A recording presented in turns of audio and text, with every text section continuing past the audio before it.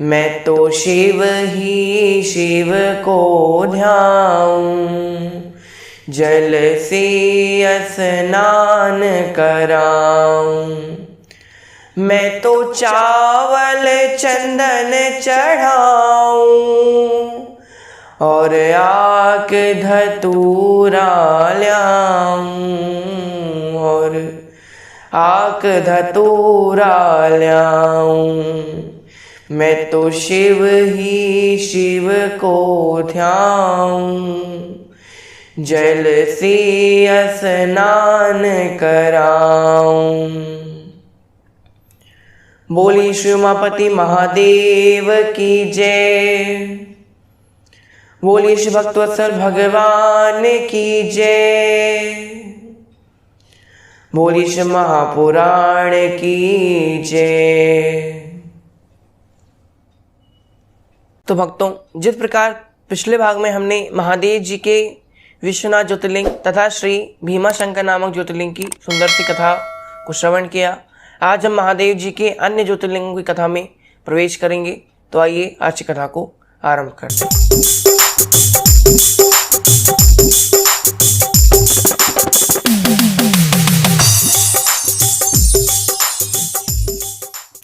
आज की कथा में सर्वप्रथम हम महादेव जी के त्र्यंबकेश्वर नामक ज्योतिर्लिंग की कथा में प्रवेश करेंगे।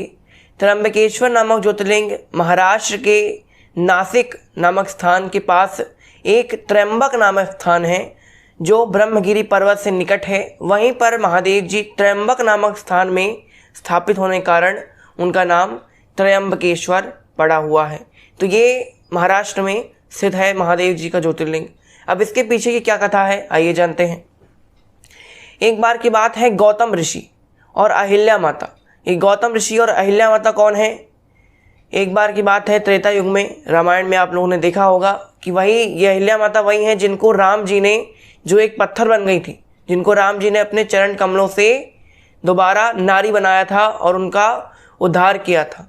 तो वही अहिल्या माता जो गौतम मुनि की पत्नी है, वही दोनों एक बार की बात है जहाँ वो रहा करते थे त्र्यंबक नामक स्थान में ब्रह्मगिरि पर्वत के पास। वहाँ पर एक बार अकाल पड़ गया। वहाँ पर पानी की बहुत त्राही त्राही हो गई, पानी एक बूंद भी नहीं था। तब यहाँ पर जगत कल्याण हेतु अहिल्या माता और श्री गौतम मुनि ने वरुण देव की खूब तपस्या की। वरुण देव उनसे प्रसन्न हो जाते हैं। इसके पश्चात वरुण देव उनसे वरदान मांगने के लिए कहते हैं।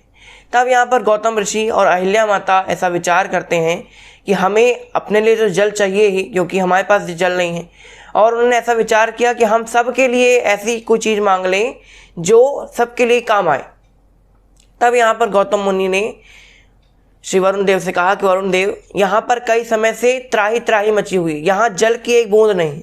यहाँ जल की एक बूंद ना होने के कारण यहाँ के जो लोग हैं, यहाँ के जो निवासी हैं, वो यहाँ से प्रवास हो रहे हैं, यानी यहाँ से स्थानांतरित हो रहे हैं, यहाँ से दूसरी जगह जा रहे हैं। यहाँ के जो वन्य पशु हैं वो दूसरे वनों में जा रहे हैं, क्योंकि यहाँ पर जल नहीं है। तब यहाँ पर वरुण देव ने उनकी समस्या को परख लिया कि उनको क्या समस्या है, और वरुण देव ने उनसे कहा कि आप चिंतित ना हो, मैं आपको एक अक्षय कुंड निर्माण करके दूंगा। मैं आपको ऐसा जल दूंगा जो कभी ख़त्म ही नहीं होगा, लेकिन उससे पहले आपको एक गड्ढा खोदना पड़ेगा। तब यहाँ पर वरुण देव के कहने पर अहिल्या माता और श्री गौतम मुनि पत्थरों की सहायता से गड्ढा खोदते हैं। उस छोटे से गड्ढे में ही श्री वरुण देव जल भर देते हैं और ऐसा आशीर्वाद देते हैं कि गौतम मुनि और अहिल्या माता, आपने जगत कल्याण हेतु मेरी तपस्या की है। आप चाहते तो केवल अपने लिए भी जल मांग सकते थे, लेकिन आपने जगत कल्याण हेतु मेरी तपस्या की है, इसलिए ये जो कुंड है वो अक्षय जल कुंड है। यानी इसका जो जल है कभी क्षय नहीं होगा, कभी समाप्त नहीं होगा, हमेशा ये कुंड भरा रहेगा। देखने में तो लगेगा कि ये बहुत छोटा है, लेकिन इसका जल कभी भी समाप्त नहीं होगा। ऐसा वरदान देकर वरुण देव वहाँ से चले जाते हैं। वहाँ के जो लोग थे, जो प्रवास कर चुके थे, स्थानांतरित हो चुके थे, वो जब उनको पता चला कि गौतम मुनि ने तपस्या करके वरुण देव को प्रसन्न किया और जल वापस लेकर आए हैं, तो सभी जो वन्य पशु थे, जो प्राणी थे, वो सभी वापस आकर दोबारा यहाँ पर रहने लगते हैं। अब यहाँ कुछ समय व्यतीत होता है। अब एक दिन गौतम मुनि के कुछ शिष्य उसी कुंड के पास, अक्षय जल कुंड के पास जल भरने के लिए आते हैं, और वहीं पर उसी समय कुछ ऋषियों की पत्नियां भी आती हैं। अब यहाँ ऋषियों की पत्नियां कहती हैं कि ब्राह्मण कुमारों, हमें पहले जल भरने दो। अब यहाँ पर जो मुनि के शिष्य थे, गौतम मुनि के शिष्य, उन्होंने कहा नहीं नहीं, ये पहले हम जल भरेंगे। तब यहाँ पर वो जो ब्राह्मण की जो स्त्रियां थीं और जो ब्राह्मण कुमार थे, उन दोनों के बीच में झगड़ा हो जाता है। उस झगड़े की आवाज़ को सुनकर अहिल्या माता वहाँ पर आ जाती हैं। अहिल्या माता उन स्त्रियों से कहती हैं, देखो स्त्रियों, ये जो हमारे पति के जो शिष्य हैं वो यहाँ पर तुमसे पहले आए हैं, इसलिए उनका जल पर तुमसे पहले अधिकार बनता है। तो पहले तुम इनको जल ले लेने दो, उसके बाद तुम ले लेना, क्योंकि ये जल सबके लिए है। ऐसा मैंने नहीं कहा कि तुम इसका जल मत लेना, तुम ले लेना, लेकिन पहले उनको ले लेने दो। अब यहाँ उन स्त्रियों ने ऐसा विचार किया कि जो अहिल्या माता हैं वो गौतम मुनि की पत्नी हैं, और गौतम और जो ब्राह्मण कुमार हैं वो गौतम मुनि के शिष्य हैं। यानी एक तरह से ये अहिल्या माता इनकी गुरु माता हुई, और गुरु माता होने के कारण ये इनका पक्ष ले रही हैं, नारी धर्म का पालन नहीं कर रही। तब यहाँ पर ऐसा विचार करके कि अहिल्या माता गलत काम कर रही हैं, वो जो स्त्रियाँ थी अपने पतियों के पास जाती हैं और गौतम मुनि और अहिल्या माता की बहुत ज़्यादा बढ़ा चढ़ाकर अपनी बातों से उन दोनों की, अहिल्या माता और गौतम मुनि की बुराई करती हैं अपने पतियों के सामने। अब यहाँ पतियों को पता चला कि हमारी पत्नियों को जल नहीं देने दिया। तब यहाँ पर जो पति थे उन्होंने ऐसा विचार किया कि हम कैसे भी करके ये जो गौतम मुनि हैं इनको कुछ ना कुछ पाप में डाल देंगे। पाप में डाल देंगे तो इनका जो अक्षय कुंड है वो उनके पास से चला जाएगा, और अगर अक्षय कुंड नहीं गया तो यही यहाँ से चले जाएंगे। ऐसा कुछ विचार करते। तब वो ब्राह्मणियों के पति जो थे उन्होंने गणेश जी की खूब पूजा की। गणेश जी प्रसन्न होते हैं, कहते हैं कहो ब्राह्मणों तुमको क्या वरदान चाहिए। तब यहाँ पर उन ब्राह्मणों ने कहा, गणेश जी हम चाहते हैं कि आप कैसे भी करके ये जो गौतम मुनि है ना इनको यहाँ से दूर भगा दीजिए, कोई पाप उनके अंदर, कोई पाप ऊपर चढ़वा दीजिए। गणेश जी ने कहा नहीं नहीं, वो बड़े सिद्ध ऋषि हैं, बड़े दिव्य ऋषि हैं, ऐसा काम उन पर करना शोभा नहीं देता। पर यहाँ पर उनके जो ब्राह्मणियों के जो पति थे वो मान नहीं रहते। गणेश जी ने कहा, गणेश जी हमने आपकी पूजा की है, हमने कोई फ्री में नहीं मांग रहे हैं आपको, हमने आपकी पूजा की है, इसलिए पूजा के फलस्वरूप हमको अगर देना तो यही दो, वरना मत दो, आप वहाँ से चले जाओ। तब यहाँ पर गणेश जी कैसे भी करके उनकी बात मान लेते हैं। अब यहाँ गणेश जी गौतम मुनि के ऊपर पाप चढ़ाने के लिए आ रहे हैं। अब यहाँ पर जो गणेश जी थे वो एक गाय का स्वरूप बनाते हैं, और गौतम मुनि दक्षिण भाग में हैं, यानी महाराष्ट्र साइड है, तो ज़्यादा गेहूँ वगैरह होता नहीं है, चावल की खेती कर रहे हैं। तो चावल की खेती कर रहे थे, धान की खेती कर रहे थे, धान के खेतों में थे। तभी वहाँ पर गणेश जी एक दुर्बल सी गाय का रूप बनाकर आते हैं। अब यहाँ दुर्बल सी गाय को देखा अहिल्या माता और गौतम ऋषि ने। तब उनके मन में विचार आया कि गाय बड़ी दुर्बल है, इसको कुछ खाने को देते हैं। तब यहाँ पर जैसे ही गौतम मुनि उस गाय को कुछ खिलाने जा रहे थे, वैसे ही जैसे ही उसको स्पर्श भी नहीं करने पाए कि जो गणेश जी थे जो गाय के रूप में थे वो गिर पड़े और उनकी मृत्यु हो गई। अब यहाँ पर ये सब जो दृश्य था वो सारे ब्राह्मण देख रहे थे।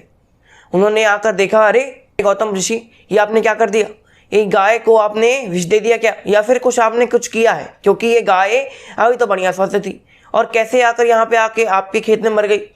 और अगर मान लेते हैं कि आपने कुछ नहीं भी किया तो ये आपके खेत में मरी है, यानी पाप आपको चढ़ने वाला। तो आप कुछ ना कुछ करके आपको अब पाप उतारना पड़ेगा, वरना आप यहाँ पर नहीं रह सकते, हमारे साथ आप नहीं रहोगे। अगर आप पाप उतार सकते हो तो उतारो, वरना यहाँ से चले जाओ। तब गौतम मुनि और अहिल्या माता दोनों लोग अपने कुटिया को छोड़कर दूसरी जगह चले जाते हैं और दूसरी जगह कुटिया बनाकर रहने लगते हैं। लेकिन वहाँ के ब्राह्मण भी उनको रहने नहीं दे सकते, क्योंकि जो अहिल्या माता थे और गौतम मुनि वो दोनों वहाँ पर बैठकर यज्ञ क्या करते थे, जहाँ पर उन्होंने अपनी दूसरी कुटिया बनाई। और दूसरी कुटिया बनाने के पश्चात वहाँ पर जो वहाँ के ऋषि थे उनको यज्ञ नहीं करने देते थे, क्योंकि उन्होंने कहा कि आपने एक गौ हत्या का आपके ऊपर पाप लगा है, इसलिए आप यहाँ पर यज्ञ नहीं कर सकते। तब यहाँ पर गौतम मुनि ने कहा, चलो ठीक है, हमने कोई पाप नहीं किया, फिर भी हम पाप का प्रायश्चित कर लेते हैं, बताओ हमको क्या करना पड़ेगा। तब यहाँ पर ऋषियों ने कहा कि अगर आप महादेव जी की तपस्या करें और गंगा माता को यहाँ पर उतार लें तो हो सकता है कि आपके पापों का जो प्रायश्चित है हो जाएगा और आप अपने जो गौ हत्या नाम का जो पाप आपके ऊपर चढ़ा है वो हट जाएगा।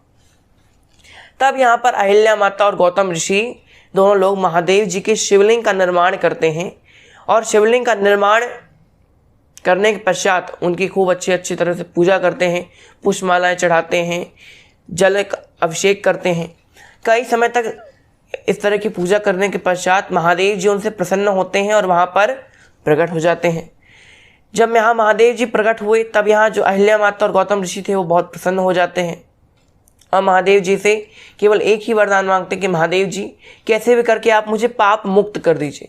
तब यहाँ महादेव जी उनसे कहते हैं कि गौतम ऋषि आप कभी पापी थे ही नहीं, वो तो उन मूढ़ ऋषियों की करतूत थी, उन मूढ़ ब्राह्मणों की करतूत थी कि आपको पापी बना दिया गया।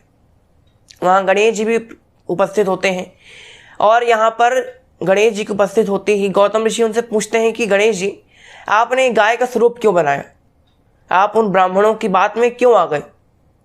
तब यहाँ पर गणेश जी कहते हैं कि देखिए मैं उनकी बात में इसलिए आ गया क्योंकि इसमें मेरा भी फायदा था। क्यों फ़ायदा था? क्योंकि जो गंगा माता हैं, जो गंगा मेरी जो मौसी हैं, वो मेरे पिताजी के शीश पर विराजमान रहती हैं और मेरे पिताजी के शीश पर विराजमान होने के कारण जो माता है मेरी पार्वती माता, वो उनसे बहुत जला करती हैं। ऐसा कथा में आया करता है, जो मंदिरों की कथाएं होती हैं, जो लोक कथाएं होती हैं, उनमें ऐसा बताया गया है कि जो गंगा माता हैं वो महादेव जी की पत्नी हैं।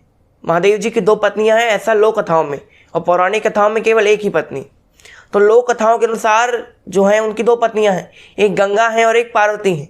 इसलिए गणेश जी ने कहा कि मेरी जो मौसी हैं, दूसरी वाली जो पत्नी है मेरे पिताजी की गंगा, उनसे मेरी माता बहुत जला करती हैं।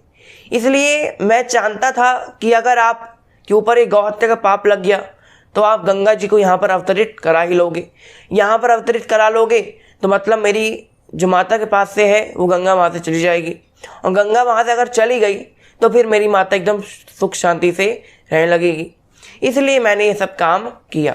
अब यहाँ पर गौतम ऋषि महादेव जी से कहते हैं कि महादेव जी अब आप यहाँ पर गंगा माता को अवतरित कराइए और मैं उसमें स्नान कर कर अपने पापों को धो लूँ। तब यहाँ पर महादेव जी गौतम मुनि के कहने पर अपनी जटाओं को खोलते हैं। जटाओं को खोलते हैं, एक धारा निकालते हैं गंगा की। वो धारा थी श्री माता गोदावरी, वहाँ पर प्रवाहित हो जाती हैं। इसको दक्षिण की गंगा कहा जाता है, दक्षिण में बहने वाली गंगा। ये है माता श्री गोदावरी के अवतरण की कथा। और श्री त्र्यंबकेश्वर नामक ज्योतिर्लिंग की कथा कैसे बनेंगे अब जानते हैं। अब यहाँ पर जब गौतम मुनि ने कह दिया कि आप गंगा को अवतरित कराइए, तब यहाँ पर गंगा माता ने कहा कि मैं अवतरित तो होंगी, लेकिन जब शिव जी भी यहाँ अगर लिंग के रूप में रहेंगे तब यहाँ पर महादेव जी भी लिंग रूप में स्थापित हो जाते हैं। और केवल अकेले महादेव जी नहीं, त्रिदेव ब्रह्मा विष्णु महेश, अगर देखा जाए त्र्यंबकेश्वर शिवलिंग को तो केवल एक शिवलिंग नहीं है, उसमें 3 शिवलिंग बनाए हुए हैं। वो 3 शिवलिंग त्रिदेवों का प्रतीक है। इसलिए वहाँ पर गंगा माता निरंतर निवास करने लगी गोदावरी माता के रूप में। यहाँ त्र्यंबकेश्वर नामक ज्योतिर्लिंग की सुंदर सी कथा समाप्त होती है। अब हम महादेव जी की स्तुति करते हैं। सहादृशीर्षे विमले वसन्तं गोदावरी तीर पवित्र देशे यद्दर्शनात् पातकमाशुनाशं प्रयाति तं त्र्यम्बकेशं मीडे प्रयाति तं त्र्यम्बक मीश मीडे प्रयाति तं त्र्यम्बक मीश मीडे।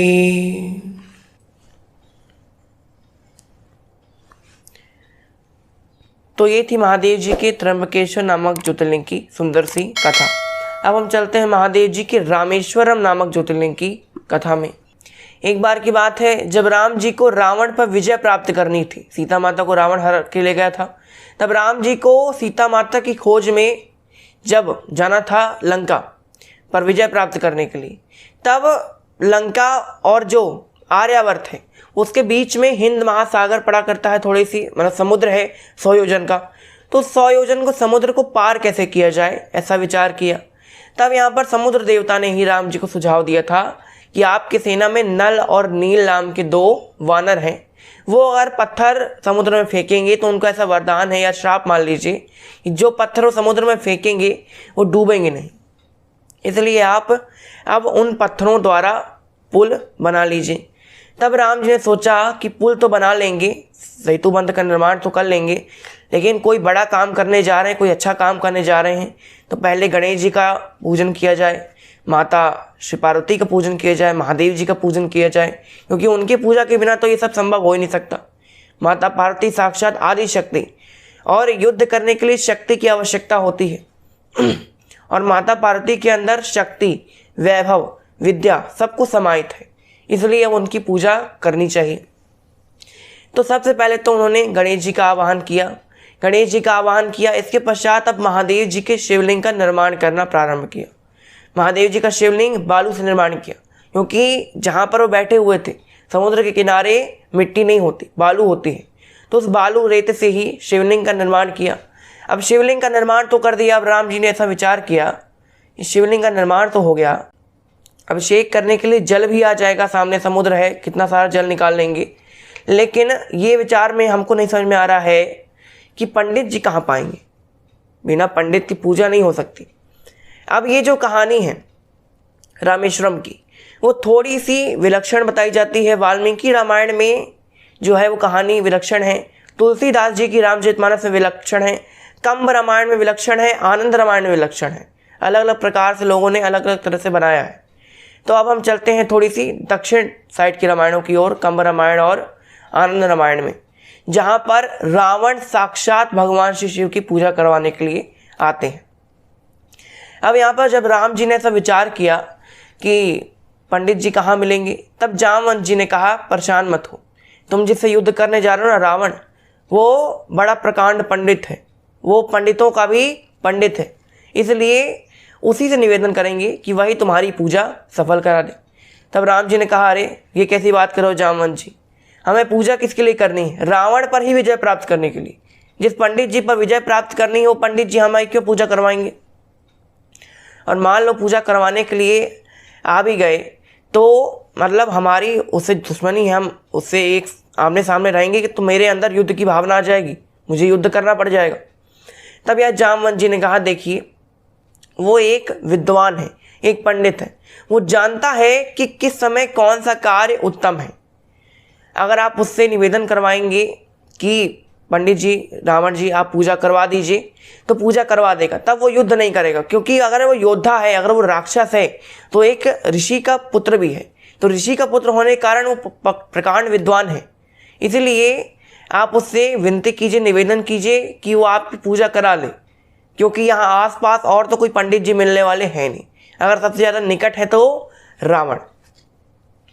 तब यहाँ पर राम जी ने कहा मैं तो नहीं जाऊँगा और ना ही मेरा भाई लक्ष्मण जाएगा, कोई और अगर जाना चाहे तो जाए और रावण को न्योता दे आए कि आ जाए पूजा करवाने। तब यहाँ पर जो जामवंत जी थे उन्होंने कहा चलो ठीक है, मैं हनुमान जी की पीठ पर ही सवार होकर जाता हूँ और मैं ही जाकर उनसे कहूँगा, क्योंकि मैं ब्रह्मा का पुत्र हूँ और रावण ब्रह्मा जी का ही परपोता है, इसलिए एक तरह से मैं उसका दादाजी हूँ, इसलिए वो मेरी बात को टाल नहीं पाएगा। तो जामवंत जी ने कहा मैं ही जाता हूँ। तब जामवंत जी हनुमान जी के पीठ पर सवार होकर पहुँचते हैं लंका नगरी में। लंका नगरी में कहते हैं हमको रावण से युद्ध नहीं करना, कुछ ज़रूरी बात करनी। तब ज़रूरी बात करनी है तो दूत को कैसे रोका जाए, तो दूत को भेज दिया गया अंदर। रावण के पास पहुँच गए जामवंत जी और हनुमान जी। अब यहाँ पर रावण ने कहा क्यों आए हो यहाँ, अभी हमारी लंका जला के गए हो तो अभी संतुष्ट नहीं हुए क्या हनुमान? तभी हनुमान जी ने कहा अभी हम आपसे युद्ध करने नहीं आए, अभी हम दूत बनकर आए हैं, तो शांति से बात करो। उन्होंने कहा क्या बात है बताओ। तब यहाँ जामवंत जी ने कहा देखो रावण, एक तरह से देखा जाए तो हम दोनों रिश्तेदार हैं। क्यों? क्योंकि मैं ब्रह्मा का पुत्र हूँ और तुम ब्रह्मा के पर पोते हो। कैसे? देखिए ब्रह्मा जी के पुत्र हुए श्री पुलस्त्य मुनि, पुलस्त्य मुनि के पुत्र हुए श्री विश्रवा और विश्रवा के पुत्र हुए रावण। तो ये रावण जो है वो ब्रह्मा जी के पर पोते और ब्रह्मा जी के पुत्र हैं श्री जामवंत जी। एक बार ब्रह्मा जी ने जम्हाई ली, तो जम्हाई लेने से जामवंत जी का प्रादुर्भाव हो गया, तो जम्हाई लेने से प्रादुर्भाव हुआ, इसलिए उनका नाम जाम्बवंत पड़ गया। तो यहाँ पर जामवंत जी ने कहा कि एक तरह से देखा जाए तो मैं तुम्हारा रिश्तेदार हूँ, इसलिए तुम मेरी बात को टालो मत। मैं चाहता हूँ कि राम जो है ना सेतु बंध बनाने के लिए शिव जी की पूजा कर रहा है और यहाँ आसपास हमारे कोई पंडित जी हैं नहीं, तो हम चाहते हैं कि तुम उनकी पूजा करने के लिए आ जाओ। पहले तो रावण क्रोधित होता है, फिर रावण समझ जाता है कि कोई ना कोई बात होगी, समझ जाता है। समझने वाला रावण था, ऐसा नहीं था, विद्वान भी था। अगर बल था, पराक्रम था तो बुद्धि भी थी उसके अंदर, अहंकार था, क्रोध था तो बुद्धि भी थी, विद्या भी थी। इसलिए रावण ने कहा चलो ठीक है, हम चले तो जाएंगे, लेकिन वो वनवासी, उसके पास क्या है पूजा करने के लिए? उसके पास एक बेलपत्री तो होगी नहीं, एक गोबर तो होगा नहीं कि गौरी गणेश बना दे। तब रावण कहता है चलो ठीक है, हम ही अब सब सामग्री लेकर चलते हैं, क्योंकि पंडित जी जब जजमान के पास कुछ ना हो तो फिर पंडित जी कुछ ना कुछ व्यवस्था करके ले जाएंगे। तब रावण अब सब कुछ अपने जो लंका थी उसकी सोने की सब कुछ मंगवाता है, जितनी पूजा के लिए सामग्री चाहिए। रावण ने पूजा की सामग्री मंगाई। अब यहाँ रावण ने कहा कि देखो हम पूजा तो करवा देंगे, सामग्री भी तैयार है, लेकिन राम को ना पूजा का फल नहीं मिलेगा। जामवंत जी ने कहा क्यों? क्योंकि देखो उसकी पत्नी हमारे पास है। रावण ने कहा उसकी पत्नी हमारे पास है और उसकी पत्नी हमारे पास है, और कोई भी बड़ा काम, कोई भी अच्छी पूजा करो तो पत्नी के साथ कर सकते हैं, और पत्नी के बिना पूजा अगर करेगा तो निष्फल हो जाएगी, क्योंकि यत्र नारस्तु पूजन्ते रमन्ते तत्र देवता।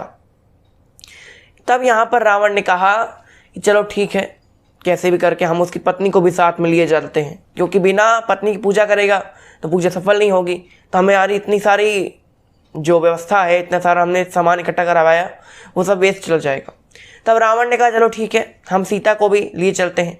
तब सीता माता के पास जाता है रावण और कहता है कि सीते, अगर तुम सच में पतिव्रता नारी हो तो तुम मेरे साथ चलो, और जो तुम्हारे पति हैं वो मुझ पर ही विजय प्राप्त करने के लिए पूजा कर रहे हैं, लेकिन मैं एक पंडित हूँ, इसलिए बाधित हूँ इस बात से कि मैं युद्ध नहीं कर सकता उसके साथ उस समय, इसलिए तुम चलो और वहाँ पर पूजा में बैठो, लेकिन जब मैं बुलाऊं ना तभी आना मेरे पास, जब मैं बुलाऊं तभी पूजा में आना, बिना बुलाए मेरे मत आना। तब सीता माता ने कहा चलो ठीक है। तब सीता माता और रावण जी पुष्पक विमान में एक एक मीटर की दूरी बनाए हुए, क्योंकि रावण को ये श्राप, अगर उसने किसी दूसरी स्त्री को स्पर्श कर लिया तो मतलब वहीं उसका अंत हो जाना है, उसके सर के 8 टुकड़े हो जाएंगे, ऐसा श्राप था रावण को। इसलिए रावण और सीता माता दूरी बनाए हुए पुष्पक विमान में पहुंचते हैं सेतुबंध के किनारे। अब यहाँ पर रावण ने कहा सीते आप अभी यहीं रुकिए, हम जाते हैं पूजा की तैयारी करते हैं, तैयारी करने के पश्चात आपको बुलाएंगे, आप आना। ठीक है, सीता माता बैठी हुई हैं विमान में। अब यहाँ रावण जी आते हैं, क्रोध से लाल हैं आंखें, लेकिन फिर भी कुछ कर नहीं सकते। अब यहाँ पर रावण जो है वो पूजा कराने के लिए तैयार हो जाता है, सब सामग्री बनाए हुए हैं, सामग्री बनाई। अब यहाँ राम से कहा कि राम तुम्हारी पत्नी कहाँ है? राम जी ने कहा ये कैसी बात कर रहा है मन ही मन, कि खुद ही चुरा ले गया और कहता है कि पत्नी कहाँ है तुम्हारी? अब बिना पत्नी के पूजा नहीं हो सकती। रावण ने कहा बिना पत्नी की पूजा नहीं हो सकती। तुम्हारी पत्नी अगर मर गई होती, तुमको छोड़कर भाग गई होती तो बात अलग थी, लेकिन तुम्हारी पत्नी भी जिंदा है और बिना पत्नी की पूजा होती नहीं। देखो हम सीता को लेकर तो आए हैं, लेकिन केवल पूजा कराने के लिए। अगर तुम पुरुषोत्तम हो, मर्यादा पुरुषोत्तम श्री राम हो, अगर तुमको लोग भगवान कहते हैं, तो फिर तुम केवल पूजा में सीता के साथ रहोगे। बाद में मैं सीता को पुष्पक विमान में उठाकर दोबारा ले जाऊंगा। अगर तुम्हारे अंदर, तुम्हारी बाजुओं में बल है ना, तो आ जाना और युद्ध करके सीता को ले जाना। राम जी प्रस्ताव स्वीकार करते हैं। तब रावण सीता माता को बुलाता है कि माता सीता आइए। रावण सीता को माता मानता था, इसलिए सीता को बुलाया कि आइए, क्योंकि जब रावण ने सीता माता को जब हरण करने के लिए आया, तब हरण करने से पहले उसने उनके चरणों की वंदना की थी। ऐसा तुलसीदास जी कहते हैं, रावण ने सबसे पहले सीता माता के चरणों की वंदना की, क्योंकि रावण जानता था कि जगत जननी। और रावण ने चुराया क्यों? क्योंकि जो रावण था वो असुरी प्रवृत्ति का था, उससे भजन नहीं हो सकता था। और बिना भजन, अगर भगवान से उद्धार पाना है तो या तो भजन करो या तो उनसे दुश्मनी कर लो। दुश्मनी करोगे तो मारेंगे तो उद्धार, भजन करोगे तो तारेंगे तो उद्धार। तब यहाँ पर रावण ने सीता माता से कहा कि आओ सीते, बैठो राम के पास। दोनों लोग बैठते हैं, पूजा संपन्न हो जाती है, महादेव जी वहाँ प्रकट हो जाते हैं। यहाँ भगवान शिव जब प्रकट हुए तब शिव जी ने पूछा राम से कि क्या वरदान चाहिए। तब राम जी ने 2 वरदान मांगे। तो एक तो कि आप मेरे शिवलिंग में निवास करें हमेशा के लिए, और मेरे ही नाम से शिवलिंग का नाम पड़े रामेश्वर। और दूसरा वरदान ये मांगा कि मैं इस रावण पर विजय प्राप्त करूं। तब दोनों ही वरदान देकर महादेव जी वहाँ से चले जाते हैं। ये थी रामेश्वरम नाम के ज्योतिर्लिंग की सुंदर सी कथा। रावण दोबारा सीता को उठाकर ले जाता है। ये है कंब या आनंद रामायण की कथाएं। वाल्मीकि और तुलसीदास जी के रामायण में कहीं ऐसा नहीं लिखा कि रावण पूजा कराने के लिए आता है, लेकिन लोक कथाएं हैं, थोड़ी बहुत बदलती रहती हैं। तो यहाँ पर रामेश्वर नामक ज्योतिर्लिंग की सुंदर सी कथा समाप्त होती है। अब हम महादेव जी की स्तुति करते हैं। सुताम्रपर्णी जलराशि योगी, निबद्ध से तुम विशिखैर संखी, श्री रामचंद्रेण समर्पितं राम, ईश्वराख्यं नियतं नमामि, ईश्वराख्यं नियतं नमामि, ईश्वराख्यं नियतं नमामि। तो ये थी महादेव जी के रामेश्वरम नामक ज्योतिर्लिंग की सुंदर सी कथा। तो आज की कथा को हम यहीं विराम देते हैं। आज के लिए बस इतना ही। आपका बहुत बहुत धन्यवाद। घर पर रहिए, सुरक्षित रहिए, मुस्कुराते रहिए। ओम नमः शिवाय।